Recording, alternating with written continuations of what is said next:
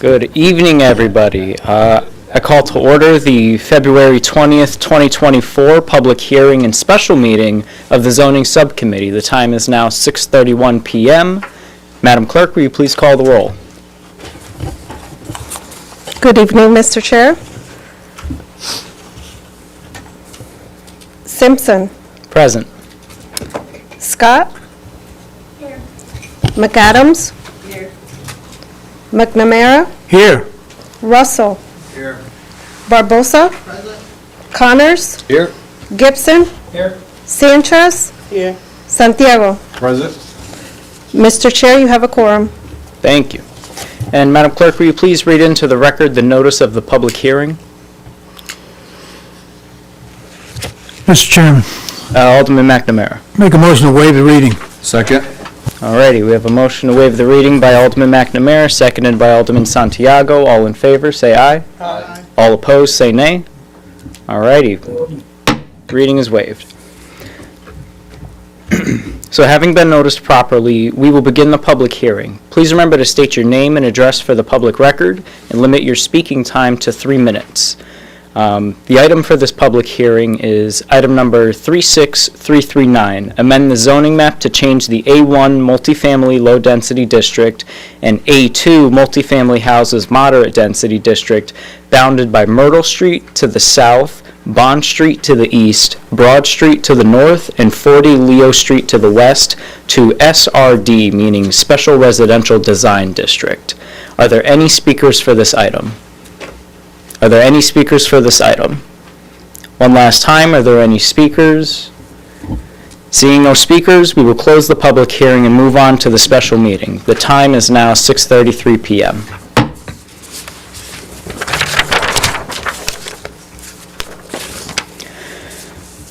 So our agenda item today is item number 36339 to amend the zoning map to change the A1 district and A2 district bounded by Myrtle Street to the south, Bond Street to the east, Broad Street to the north, and 40 Leo Street to the west to SRD, Special Residential Design District. May I have a motion? Mr. Chair, I make a motion to refer with a favorable recommendation. Second. Alrighty, we have a motion to refer back to the Common Council. Thank you. Yep. Yes, with a favorable recommendation. With a favorable recommendation from Alderman Santiago, seconded by Alderman Russell. Is there any, and at this time, I'd like to call up Jack Benjamin to make a presentation and read into the record the recommendation of the City Plan Commission. Good evening, Council. Jack Benjamin, Director of Planning and Development. I'm going to give you a brief overview of the zone change process. This is sort of an atypical zone change from what you've seen, but for projects such as this, scale, scope, magnitude, it is not atypical in general. So joined with me tonight are Jeff Cormier, our city planner. We have the design and development team, so Todd McClutchy from JHM, Ken Borison from Ken Borison Architects, and Dennis Godere from Freeman Associates, the engineer. So tonight, in front of you, the petition is for a Special Residential Design District, or SRD, floating zone change. Again, it's not a zone change that will typically be in front of you, but for a project like this and with these characteristics, many communities use this. We modeled our SRD code and process after another zone, or another floating zone that the city has used in recent years, ARUD, the adaptive reuse of underutilized buildings. That was generally located in industrial areas, and that was to overlay over industrial zones to reuse existing manufacturing buildings that otherwise serve no purpose in the common era. So number one, why we're petitioning for an application of a floating zone for this project. Number one has to do with the specifications of the site. So we're dealing with what is referred to currently as a super block, which is roughly the area that Alderman Simpson described. One massive parcel with a couple other smaller adjoining parcels, which makes it hard to apply something like the existing A1 zone to try to produce the sort of units required by the federal program which is helping to fund this, the RAD program. And on that note, the RAD program's requirements to replace units at a one-to-one rate, in addition to the Housing Authority and developers' plan to form a public-private partnership and build an increased number of units on the site and adjacent sites, including mixed income. makes it tough to use the existing A1 zoning and its dimensional requirements and bulk standards to attempt to build the project that's in front of you. And finally, the approvals process. So had we stuck with an A1 zone or an A2 zone, we would have had to, I think by our calculation, get somewhere in the range of 9 to 12 variances through the Zoning Board of Appeals. As one of my boards and commissions, I could tell you they would have a very hard time justifying somewhere in the range of 9 to 12 variances. The most we've seen over the past couple of years for one project is 4. So a little bit on what a floating zone is and what SRD is, the Special Residential Design District. So a floating zone is unmapped until it goes through a zone change process that is driven by a master plan. So anywhere else in the city, as long as you're not necessarily applying for a spot zone, meaning your parcel is the only one of its kind of zone surrounded by other zones, you can apply for a zone change or appeal or petition this body for a zone change. In those cases, there's no other sort of standards that you can impose as the approving body on a project, right? So somebody comes from a zone change from a residential district to maybe a B3 commercial, as long as they otherwise don't require any variances through the Zoning Board of Appeals, their project abides by the by right bulk standards and use standards for that zone, then you relinquish any sort of oversight over the design. And this is a complex enough project that we felt it was appropriate to do a master plan driven process. Because of the requirements of the RAD program, that's Rental Assistance Demonstration, which is in part funding this redevelopment project, the design team and the development team and the Housing Authority had to hold a series of public hearings, much of which required a lot of the material that you're seeing in front of you. So the luxury of being funded by this program and its requirements took the project to a mature enough state that it could develop a master plan and drive this floating zone process. And finally, what the process is for this floating zone. Initially, last summer, we put together a package of SRD text amendments. The SRD district, Special Residential Design District, was developed in our code sometime in the 1980s in anticipation of a housing development project that never occurred. So what we did was we took the shell of that code, we updated it, again, for the modern use, and to try to reflect where we thought it would be appropriately overlaid in the city. So we updated the dimensional bulk standards and use standards, and then we passed that code. So that happened in September of this year. That became codified. The second part of this process is for the floating zone to be petitioned for and overlaid over the property. So with that, I'm going to turn it over to the design team and Ken Borison and company, who are going to give you an overview of the project. How do you get this to move? You want Close that and go to the right. Yeah. that one? Good evening, Mr. Chair and zoning subcommittee members. We're, along with Ria Sinha from my firm, I'm Ken Borison, Kenneth Borison Architects, and we are delighted to be here to present our proposal for the new Mount Pleasant Village and Bond Street Court development.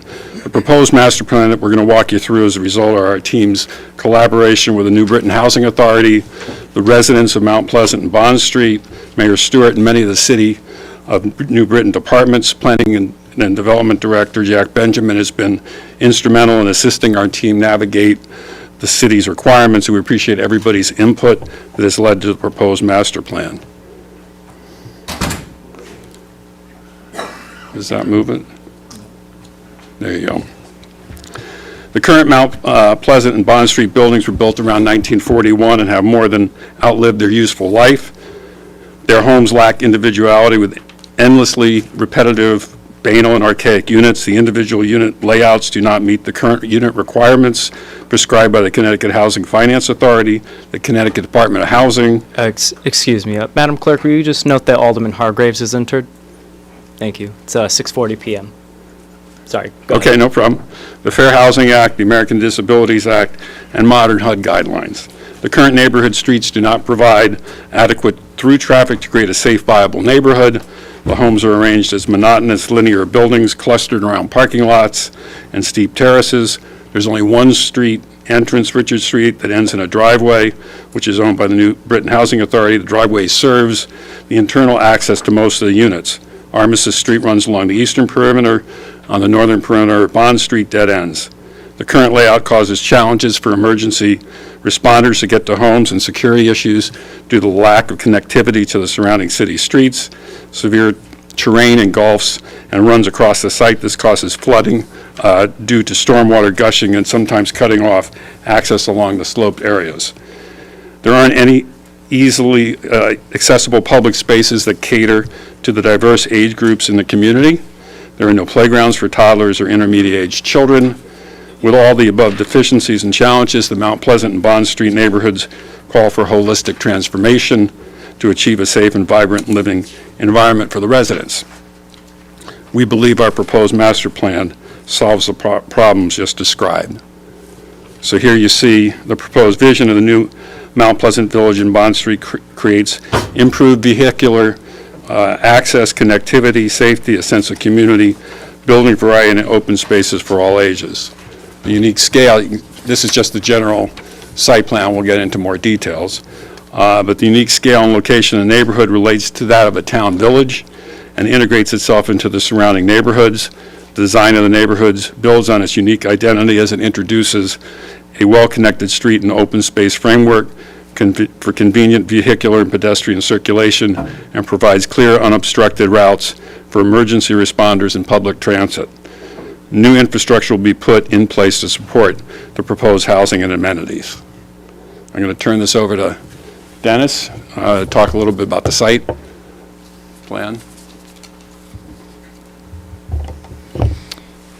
Good evening. My name is Dennis Godere. I'm with Freeman Companies. We're located in Hartford. We're a multidisciplinary engineering firm, survey firm. I am a licensed landscape architect as well as being a planner, and have been working with the design team on this for nearly a year now. The site plan that the new zoning mechanism allows by creating substantial amount of flexibility is a total of proposed 343 residential units and a mix of different unit types, which I'm sure Ken will be discussing momentarily. The current site where the Mount Pleasant development is just under 20 acres in size, and I'll describe the rezoning limits in a moment.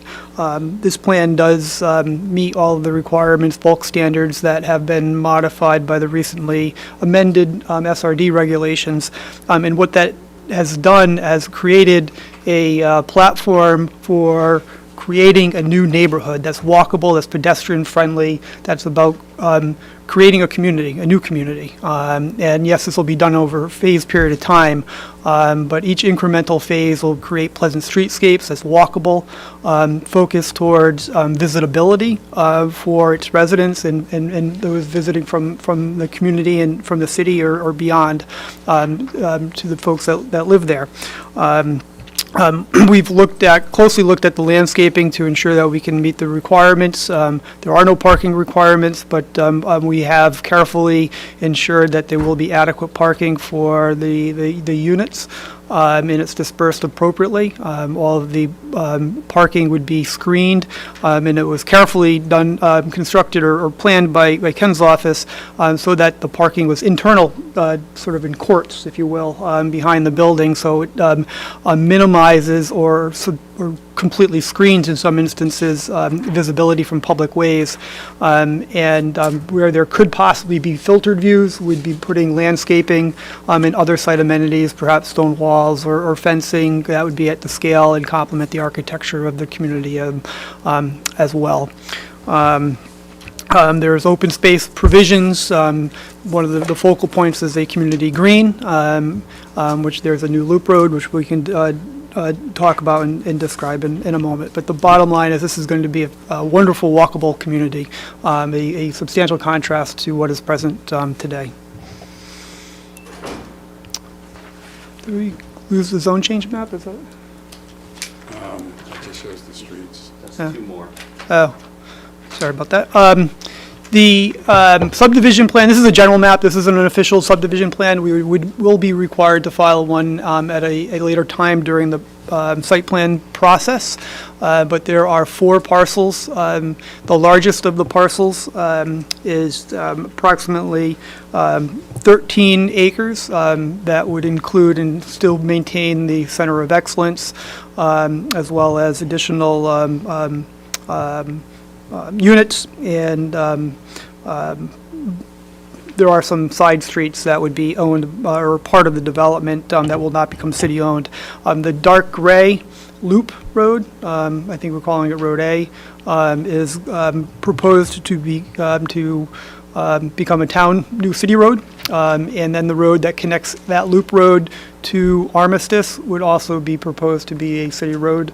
We have coordinated with DPW to design these to be to city standards, accommodate emergency and maintenance vehicles. We had originally proposed bump outs at intersections for reducing the one, traffic calming, and two, reducing the crossing distance at crosswalks for pedestrians. Because of maintenance, we were asked to remove those. We did. They are now striped bump outs, if you will. So we have done a substantial amount of coordination on the layout to ensure that these do meet the standards and that they are comfortable with them. And then there's three other parcels, and these aren't by phase, by the way. Just want to, even though I'm saying parcel 1, 2, 3, and 4, it's not phase 1, 2, 3, and 4. And then parcel 2 is roughly 2.5 acres, parcel 3 is 2 acres, and parcel 4 is almost 3 acres in size. And that would entail, that's the bulk of the overall plan from a technical perspective.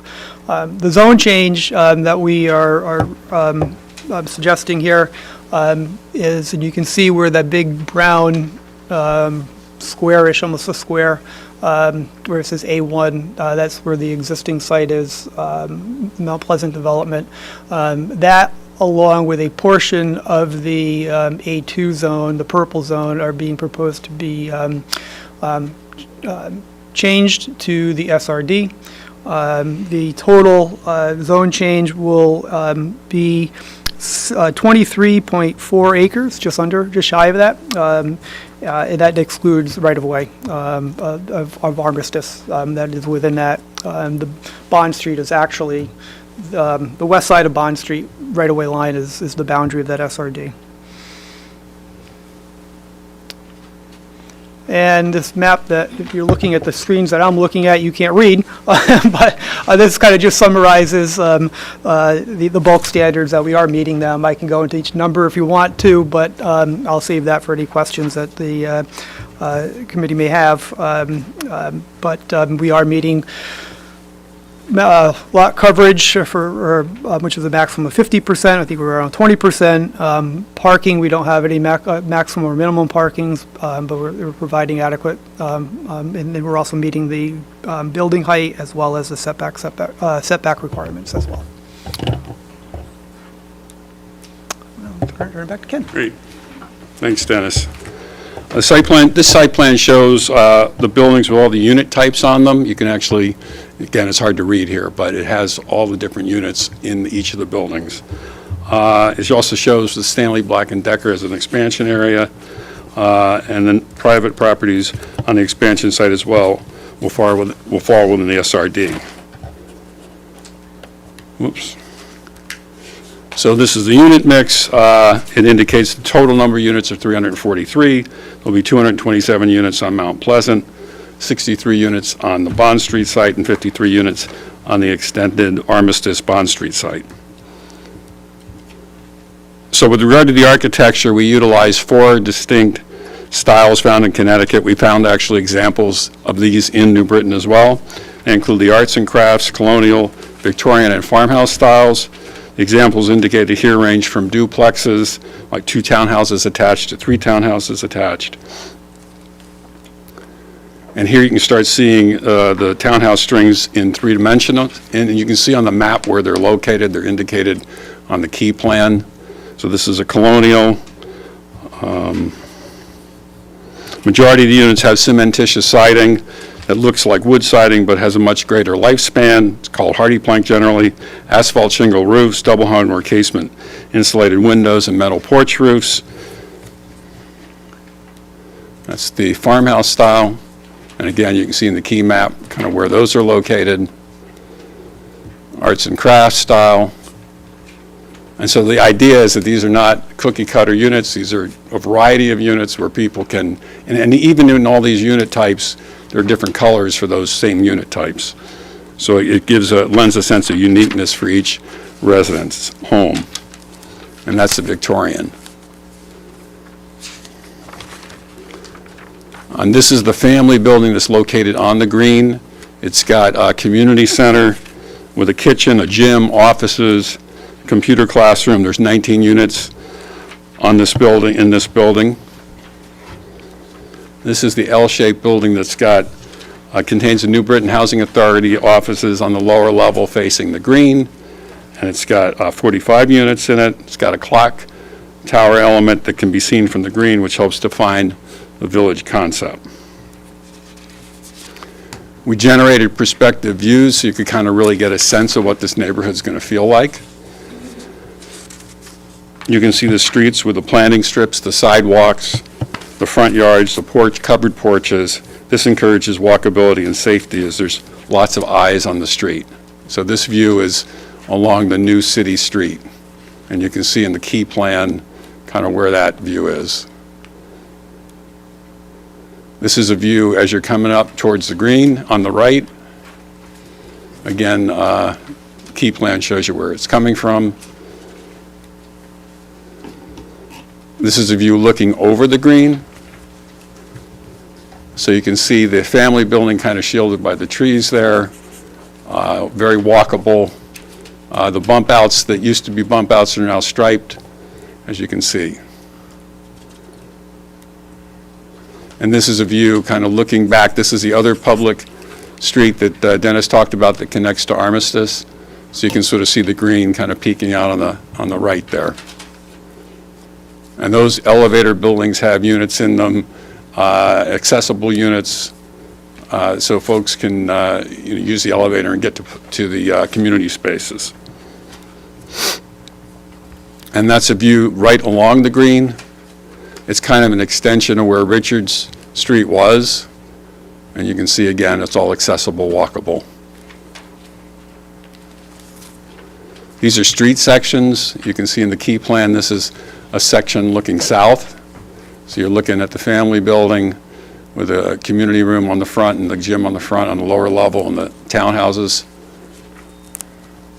This is looking north, the same street, kind of looking across the green.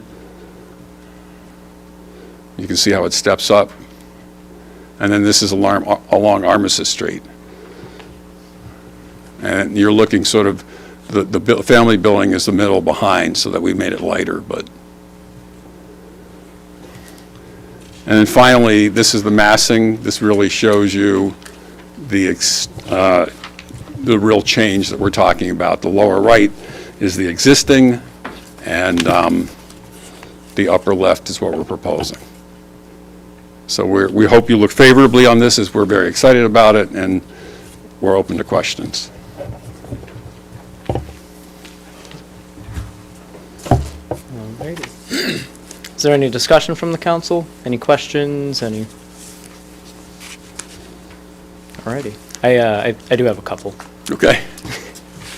So my background is in urbanism, so I really appreciate the actual landscape design and the work you guys are putting in. One thing that was brought to my attention by the leadership of the Residents Council that's currently there is, bless you, is their need for sports facilities. And so you mentioned a gym. Can you outline what's going into this gym? Yeah, right now, I mean, that's open to working with the residents to figure that out, but, you know, it was weights and cardio equipment at this point. Gotcha. And then there's a community room that's got a kitchen in it. Mm-hmm. Cool. And there's other public spaces that haven't actually been, like the green's got the splash pad on it and the kids' playground on it, but they're also diagonally off of the green, there's two open spaces that, again, are going to be worked out with the residents to determine what those will be. Cool. And just from me to you, what they had in mind specifically was around a basketball court, so if there's any room for that in the plans, I would highly encourage that. Really appreciate your touch on green spaces. I think canopy space is something the city drastically needs because we're losing it in some areas. Are the trees that are planted alongside the road, do their root systems work more vertically down or do they branch out over time? I'll let. I know I'm getting literally in the roots, landscape but. architect. We are leaving as many healthy trees as we can based on, like, the green's got a lot of the trees that are there. But then we're also planting new street trees to create a canopy, so. Yeah. We haven't picked out the exact species of what they would be, but they would certainly be those that are suitable for a streetscape environment. And we would not be planting the same variety throughout the entire, on every single street. We would want to avoid any type of monoculture. So if there was ever a disease or blight of some sort that would impact them, it would minimize it. But we would certainly be taking that into consideration, I think. But unfortunately, every tree over time, the roots are going to grow in such a manner, some more than others, but so we do take care in selecting the variety. Beautiful. I only ask because Yeah. here we have trees that are actually older than some of our sidewalks.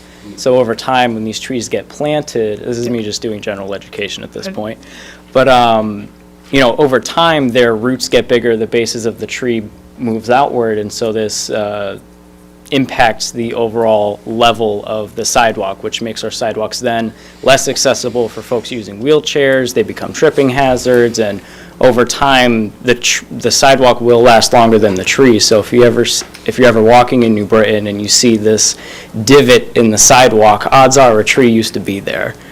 And one last thing, I saw gardens in the presentation you had around the houses. Will the residents be able to maintain their own gardens, say for vegetable use? Because that's an amenity which currently exists. I believe there was an and- area we called it the terrace gardens, but there was a for public gardens for vegetables. It wasn't like directly at the units, but there was a place for a community garden for the residents. Yeah, the townhouses also have patios behind Yeah. them, so there are spaces there that they could use to plant potted plants and things. And related to recreation, I wanted to add, is why I kind of jumped up. I'm glad I did anyways, a question for me. But in the woodland area that's being undisturbed, there are proposed walking paths. So there is active recreation on the outside as well. Not basketball courts, which can be noisy sometimes, but there is active outdoor recreation as well. I think you're required, part of the SRD, 500 square feet per unit, which is 175,000 square feet of open space. We've got about 185,000 square feet of open space between courtyards, passive areas that are undisturbed, woodland for kids to run around and play, whatever, but, so. Go ahead, Alderman. How you doing? Just thinking about that whole open space in there. Are you gonna have areas for like grilling? Because I know it's like other developments had done previous was like Drone and Corbin. They don't allow you to have grills or anything outside. So are they gonna be able to have an area where they'll be able to have, grills and You want to add? like pavilions or anything? Good evening. Thanks for having us again. My name is Todd McClutchy with the Development Team and the Housing Authority, Executive Director John Hamilton. So just to go back to the bigger picture of amenities in general, so we've already started a process with the residents, and we'll work with the resident council as well as the residents themselves to work through what amenities they want to see on the property. We've started to do that process. We haven't started selecting or narrowing down what that is going to look like. But over the next many months, we will start doing that. One of the things that has come up during that conversation has been grills. We do not allow for propane grills, the residents to use propane grills. They can use electric grills only. And what we normally do is there will be a courtyard area or a community area that will service and have grills for the residents, typically charcoal. Well, because the reason I'm asking that also is because during COVID and also during snowstorms, we had lost power, and so grills were essential for us to be able to kind of cook during those times. And I'm thinking of ahead of it, and also Jerome is behind it's behind my residency, and I noticed I was like, there's no grills there, so in case of emergency, if they had to cook or something like that, that would be something that kind of make sense to have. So in case they had to use, they don't have electricity, or obviously you said charcoal would be a great one to use. I'm just trying to think of ahead of time before. Typically, most of our developments do have just that, and in case of emergency, that will be available. Yep. Just to add to that for 2 seconds is the larger buildings will also be serviced by a generator. So Awesome. there will be backup power in the event of emergencies and power outages. Also, there was another, I think we asked this question about solar power. How is that, or it was heat pumps or something, I guess we were talking about? We'll look into doing renewable energy resources, so typically most of our developments do have solar. It's only mostly for the common spaces though, because there's just not enough area in rooftops and things like that to be able to service the entire community and all those units. Thank you. Mr. Chairman, Alderman McNamara? just a couple of questions. I know heard about considerable funding hoops to jump through, but in a perfect world, either Jack or you gentlemen talk about a timetable for this and the overall cost. Can you touch on CIF a little bit? Sure, please. Okay, so I can at least talk about the part that my department's been involved with, and then, if Todd or John wants to talk about the RAD program, which they've been more intimately involved in, they're welcome to. So at this point, we are looking to the Community Investment Fund, which is the state's relatively open, general grant fund right now. Nonprofits can appeal to it, housing authorities can appeal to it, cities, municipalities can. So we put in an application for full implementation funding last June, and that application was rejected. The scope of that application was about $4.8 to $5 million, somewhere in that range, and that money was going towards some brownfields remediation activity, a little bit of environmental cleanup on the site, grading, piping utilities in, building some of the infrastructure, a lot of which the HUD funding, the RAD program, will not fund, nor could you necessarily get private capital to fund. So at this point, after we were rejected, we went back, and on December 15th, we applied for a planning grant. Their feedback to us when we got the rejection was basically that we needed to do planning work. So we went back and put in for about a $250,000 to do the planning work. The engineering, construction drawings, everything to sort of design that site work that's needed to make this project buildable. Everybody please knock on wood and send us some good vibes over the next few weeks when we get to hear about that grant. What we hope then is that if we're funded through this CIF program with a planning grant, the planning work gets done, we take that back, and then we apply for an implementation grant in the next round. That's the plan. Ideally, you'd think that this program wouldn't be putting planning money behind a project that it didn't then necessarily intend to fund. If it saw the results, were performed the way that was expected. So that's the plan. It's going to be a little bit of a process. It is indeed hinging on sort of something to fill that gap and get that site work and sort of pre-development work done. So that's the CIF program. That's what I've sort of been intimately involved with. As far as the RAD program timeline, I know it's done in phases. They have phase 1 confirmed, funded, ready to go, and I think it's coming in 4 total for RAD. At least 4. Okay. Yeah, at least 4. So I think we're looking into 2027 at this point. Later. Okay.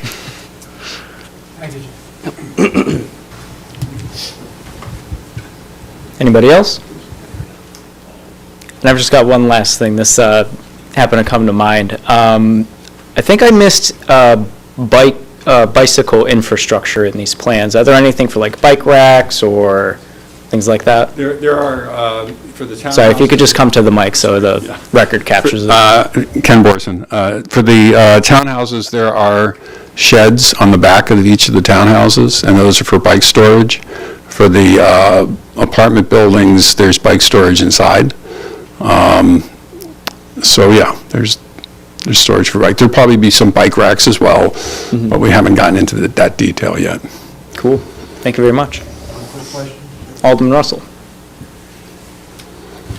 As far as the green goes, is that going to be big enough to have, like concerts, maybe for small concerts and stuff like that? So, Yeah, I think so. okay. Thank you. Yep. All right. Kids kicking the ball around, it'll be enough. Cool. Anybody else? All righty. Seeing no further discussion, the motion to refer with a favorable recommendation back to the Common Council. All in favor say aye. Aye. All opposed say nay. Hearing none, the motion carries. Motion to adjourn? Motion adjourned by Alderman Santiago, seconded by Alderman Gibson. All in favor say aye. Aye. All opposed say nay. Have a good night, everybody. We are adjourned, and a gavel for good luck on the project.